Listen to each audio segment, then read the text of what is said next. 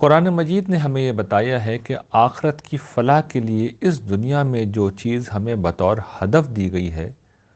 وہ اپنے نفس کا تزکیہ ہے، یعنی کہ اسے پاکیزہ بنانا ہے۔ چنانچہ اپنے نفس کو پاکیزہ بنانے کے لیے ضروری ہے کہ ہم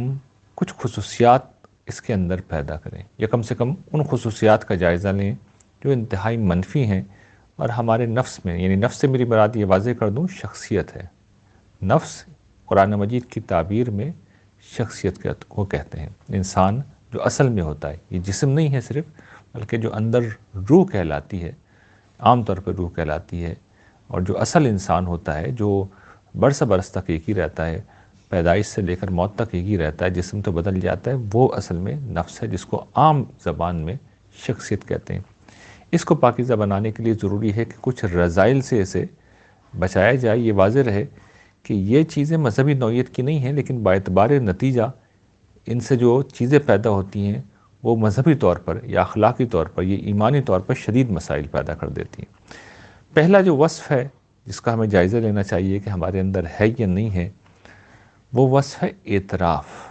ہمارا مسئلہ یہ ہے کہ ہم لوگوں کے اندر اعتراف کی عادت نہیں ہوتی، یعنی ہم کسی غلطی کو مانتے ہی نہیں ہیں، اسی طرح کسی کی بڑائی بھی نہیں مانتے،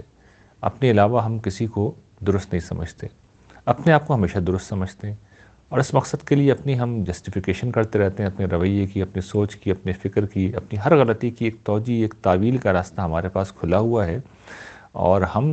اس غلطی کی چونکہ توجیہ کر لیتے ہیں تو اب اصلاح بھی نہیں کرتے۔ تو آپ نے دیکھا کہ اعتراف اصل میں اگر نہ ہو تو انسان توجیہ تعویل کرتا ہے، اور توجیہ تعویل کرتا ہے تو پھر اصلاح نہیں کرتا، اصلاح نہیں کرتا تو خرابی رہتی ہے، اور پھر خدا کا غضب اور لعنت آتی ہے۔ اس کو اگر سمجھنا ہے تو حضرت آدم کے قصے سے سمجھیے۔ ابلیس نے کیا کیا؟ اس نے خدا کے حضور نافرمانی کی، سرکشی کی، اور اس کے بعد اس کی توجیہ پیش کی کہ آپ نے مجھے برتر بنایا تھا، اس لیے میں نے آدم کو سجدہ کرنے سے انکار کیا، اس پہ خدا کی لعنت ہو گئی۔ حضرت آدم نے بھی اللہ تعالیٰ کی فرمانبرداری پر وہ قائم نہیں رہے، لیکن انہوں نے اعتراف کیا، نتیجہ ہی نکلا کہ اس سے پہلے وہ عام انسان تھے، اس کے بعد انہیں اللہ تعالیٰ نے نبی بنا دیا۔ تو پہلا وصف یہ ہے کہ اعتراف کی عادت پیدا کریں اور توجیہ تعویلات سے پرہیز کریں۔ دوسرا جو وصف مجھے اپنے اندر پیدا کرنا ہے اور آپ کو اپنے اندر پیدا کرنا ہے، وہ مثبت انداز فکر ہے۔ مثبت انداز فکر کیا ہے؟ کہ دنیا میں جو چیزیں بھی ہوتی ہیں، جس وقت ہم ان میں غور کریں گے تو پتہ چلے گا کہ 100 چیزیں اچھی ہیں لیکن 2-4 چیزیں خراب ہیں۔ تو منفی فکر کا آدمی کیا کرے گا، منفی سوچ کا آدمی کیا کرے گا؟ ان 2 چیزوں کو اپنی نگاہوں کا ہدف بنا لے گا، اپنی نگاہیں انہی پہ گاڑ دے گا۔ اس کے بعد اسے کوئی چیز اچھی نہیں لگے گی، دنیا میں ہر چیز میں اسے خرابی نظر آئے گی۔ وہ پورے معاشرے میں سے 2-4 ایگزامپلز اٹھائے گا اور اس کو جنرلائز کر کے اس کا انطباق ہر چیز پہ کر دے گا۔ یعنی ہم گویا کہ گندگی کی مکھی بن جائیں گے جو 100 اچھی چیزیں، صاف چیزیں چھوڑ کے گندگی پہ جا کے بیٹھتی ہے، اور شہد کی مکھی نہیں بنیں گے جو چن چن کے پھولوں پر اور رنگوں کے پیچھے جاتی ہے۔ تو یہ رویہ جس وقت ہم اختیار کرتے ہیں، ویسے تو ایک شخصی رویہ ہے، لیکن دیکھیے اس کا مذہبی نتیجہ کیا نکلتا ہے کہ نیگیٹو تھنکنگ کا انسان ہمیشہ تلخ رہتا ہے، ہمیشہ بدعمل رہتا ہے، اور ذہنی طور پر ہمیشہ وہ مایوس رہتا ہے۔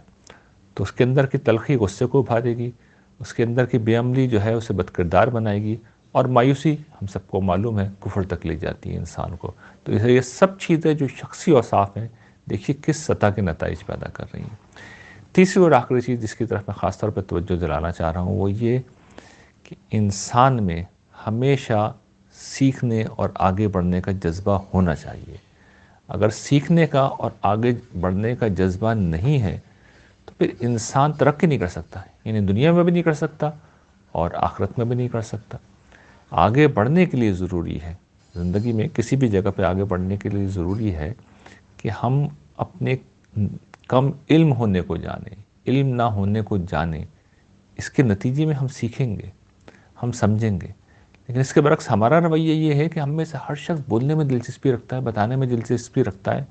اور اسے کسی بڑی سے بڑے آدمی کی بات کو بھی سمجھنے میں کوئی دلچسپی نہیں ہوتی۔ اس کے نتیجے میں ہم اصل میں جہل کا شکار ہو جاتے ہیں، ہم تعصبات کے اسیر ہو جاتے ہیں، اس کے بعد ہم خلاف حق بات کہتے ہیں، ہم خود بھی گمراہ ہوتے ہیں، اور دوسروں کو بھی گمراہ کرتے ہیں، اپنی دنیا کا بھی نقصان کرتے ہیں اور اپنی آخرت کا بھی نقصان کرتے ہیں۔ تو یہ شخصی اوصاف ہیں جن کے بارے میں ہمیں متنبہ رہنا چاہیے اور ان کی روشنی میں اپنا احتساب کرنا چاہیے۔